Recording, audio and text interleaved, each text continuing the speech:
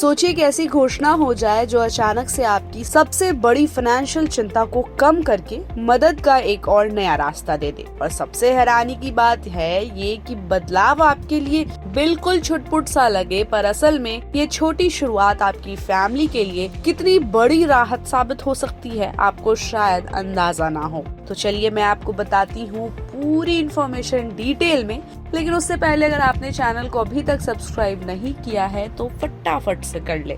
Employees provident fund organisation यानी EPFO ने एक बड़ा फैसला लिया है, लेकिन सिर्फ सेंट्रल बोर्ड के कर्मचारियों की फैमिलीज के लिए। देखिए, अगर 1 अप्रैल 2025 तक कोई EPFO सेंट्रल बोर्ड स्टाफ अपनी जिंदगी छोड़ देता है, सेंट्रल बोर्ड स्टाफ गुजर जाता है, तो उसके नॉमिनी या लीगल हायर्स को मिलने वाले डेथ रिलीफ फंड, जिसे एक्स ग्रेशिया अमाउंट कहते हैं, में अब जबरदस्त बढ़ोतरी हो गई है। पहले ये राशि 8,80,000 रुपए की थी और अब ये बढ़कर 15 लाख रुपए हो चुका है, यानी इमीडिएटली ही 2 गुना सहारा। और ये सिर्फ 1-2 साल की राहत नहीं, EPFO ने ये तय किया है कि ये लिफ्ट आगे चलकर हर साल 5% बढ़ेगी और ये व्यवस्था 1 अप्रैल 2026 से इफेक्टिव होगी, ताकि महंगाई और बढ़ते खर्च को ध्यान में रखते हुए फैमिलीज को समय के साथ और बेहतर सपोर्ट मिल सके।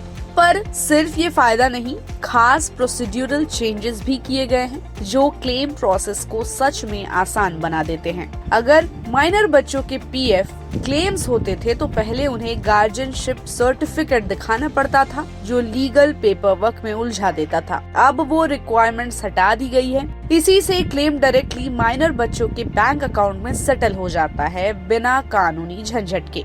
आधार UN लिंकिंग या करेक्शन को लेकर जो गड़बड़ियां होती थी, वो अब जॉइंट डिक्लेरेशन की नई इजी प्रोसेस से जल्दी सुलझ जाएंगी। EPFO ने ये बदलाव इतनी आसानी से इम्प्लीमेंट किए हैं, काम करने वाले का और उनके परिवार का टेंशन ऑन टाइम मदद मिलना है। लेकिन ध्यान दें, ये बढ़ा हुआ प्रोटेक्शन केवल सेंट्रल बोर्ड एम्प्लॉयज तक ही लिमिटेड है, यानी प्राइवेट सेक्टर या दूसरे PF मेंबर सीधे इसका फायदा नहीं उठा सकते हैं। फिर भी ये एक सोशल सिक्योरिटी के नए स्टैंडर्ड की शुरुआत है, जहां सिस्टम मुश्किल वक्त में फैमिली को इंस्टेंट हेल्प दे सके।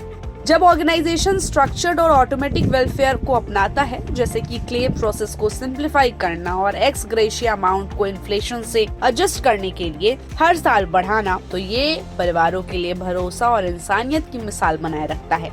यही इंस्टीट्यूशनल एम्पैथी है और रियल रिफॉर्म है। तो इस नए ऐलान पर आपकी क्या राय है? हमें अपनी राय कमेंट बॉक्स में दे और ऐसे ही अपडेट्स के लिए keep watching and subscribe good returns.